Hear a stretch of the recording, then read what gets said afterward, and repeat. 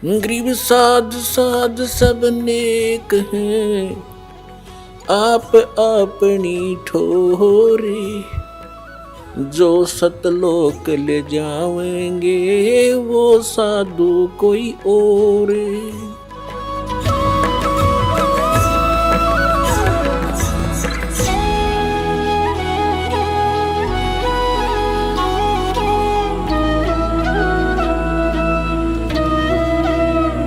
चल रहा है, दास आपको बताना चाह रहा है कि ऐसे लोक में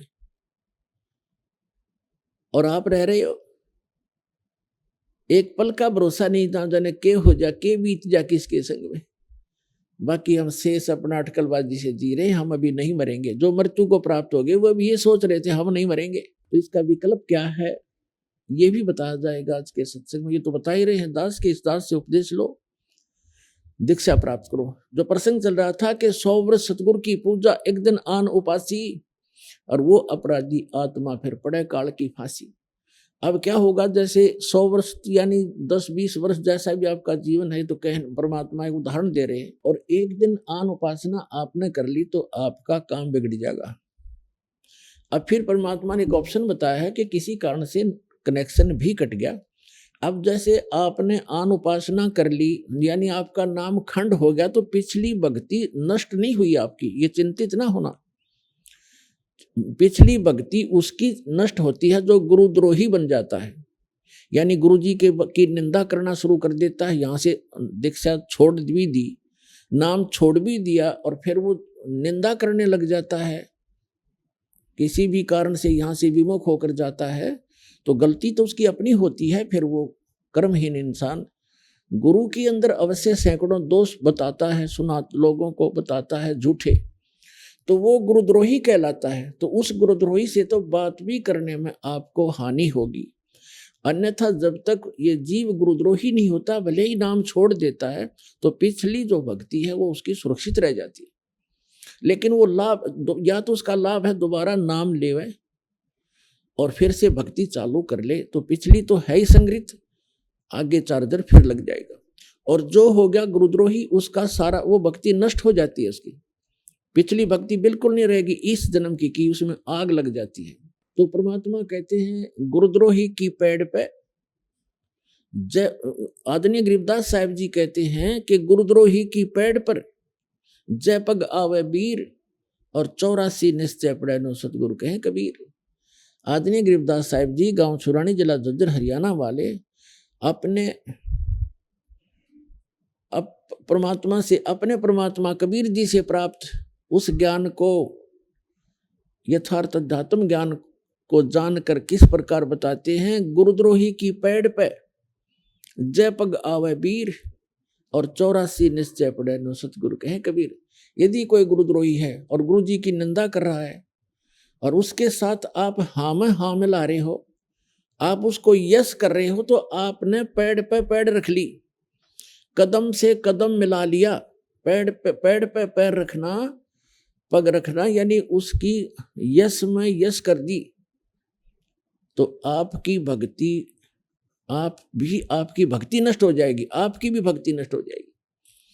तो इसलिए कहते हैं गुरुद्रोही की पेड़ पे जय पग आवे वीर, 84 निश्चय पड़े, 84 लाख योनियों में पक्का जागा वो व्यक्ति नो सतगुरु कहें कबीर। इसलिए ये बिजली जैसा करंट समझ लेना, इससे इतना डरना पड़ेगा। ये मर्यादाएं हैं, तो मेन मर्यादाएं।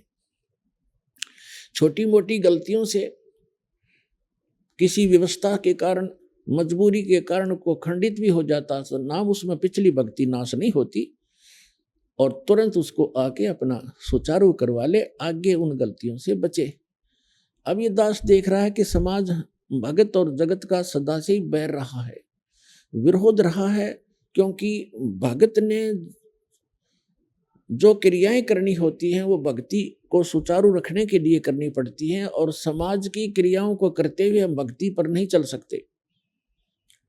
इसलिए कुछ दिन समाज में विरोध भी होगा, पर नम्रता से पेश आना, झगड़ा ना करना, भगवान को साक्षी रखना, परमात्मा के सामने प्रार्थना करना कि मालिक इनको सद्बुद्धि दो जो हमारा विरोध कर रहे हैं।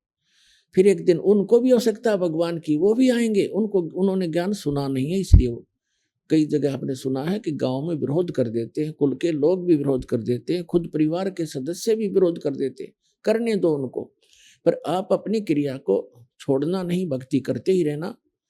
और किसी कारण से कोई मजबूरी व्यवस्था के कारण हो भी जाता है तो परमात्मा से हृदय से माफी मांगना, अपनी व्यवस्था प्रकट करना दाता के सामने, और फिर दोबारा आकर के दीक्षा अपना कनेक्शन फिर से चालू करवा लेना यहाँ आकर के, फिर कोई हानि नहीं होगी। तो यहाँ परमात्मा कहते हैं कि गुरुद्रोही की पैड़ पे, पैड़ माने उसके पैर के चिन्ह पर जहां से वो गुजरा है।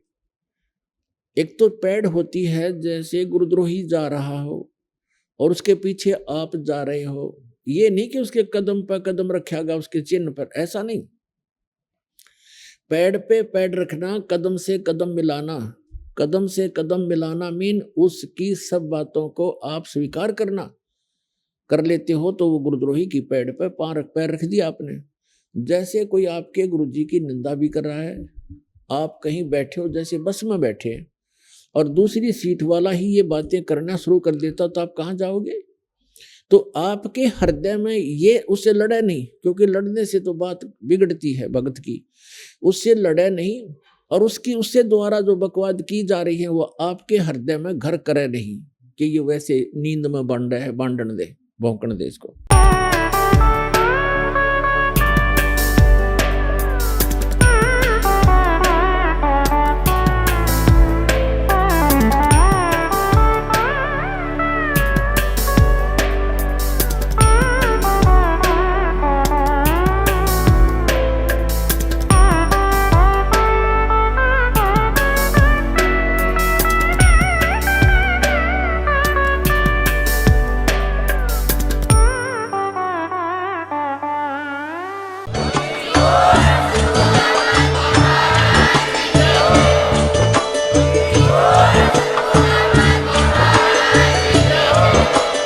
आप सुन रहे थे जगत गुरु तत्वदर्शी संत रामपाल जी महाराज जी के मंगल प्रवचन। अधिक जानकारी के लिए विजिट कीजिए हमारी वेबसाइट www.jagatgururampalji.org। संत रामपाल जी महाराज जी के शुभ आशीर्वाद से पूरे विश्व भर में 500 से भी ज्यादा नाम दीक्षा केंद्र हैं, जिन पर संत रामपाल जी महाराज जी द्वारा ऑनलाइन निशुल्क नाम दीक्षा दी जा रही है। अपने नजदीकी नाम दीक्षा केंद्र का पता करने के लिए संपर्क करें 8222880541।